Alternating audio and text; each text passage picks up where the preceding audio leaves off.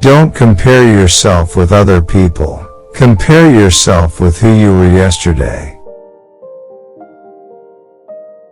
I don't tell people, you are okay the way that you are. That's not the right story. The right story is, you are way less than you could be. Women deeply want men who are competent and powerful. And I don't mean power in that they can exert tyrannical control over others. That's not power. That's just corruption. It's very hard to find your own words, and you don't actually exist until you have your own words. If you're talking to a man who wouldn't fight with you under any circumstances whatsoever, then you're talking to someone for whom you have absolutely no respect. One of the things I've told men over and over and over and over is if you're being rejected by all the women that you approach, it's not the women. Life is tragic. You are tiny and flawed and ignorant and weak, and everything else is huge, complex, and overwhelming.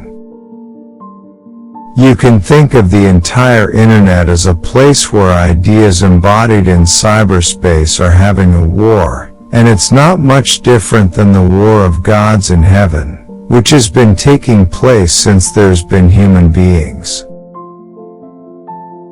I'm interested in what motivates individuals to participate in atrocious acts to support their ideological identification. It's in responsibility that most people find the meaning that sustains them through life. It's not in happiness. It's not an impulsive pleasure.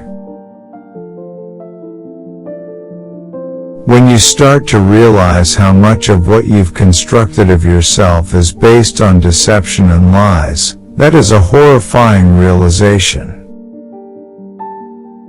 The people who hold that our culture is an oppressive patriarchy, they don't want to admit that the current hierarchy might be predicated on competence. If you're not going to be rewarded for your virtues, and instead you're going to be punished for them, then what's your motivation to continue? Assuming if there's such a thing as reality, if you have a false relationship with it, how can you do anything but fail? The truth is something that burns. It burns off dead wood. And people don't like having the dead wood burned off, often because they're 95% dead wood. There's a personality trait known as agreeableness. Agreeable people are compassionate and polite.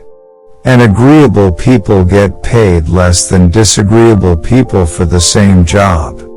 Women are more agreeable than men.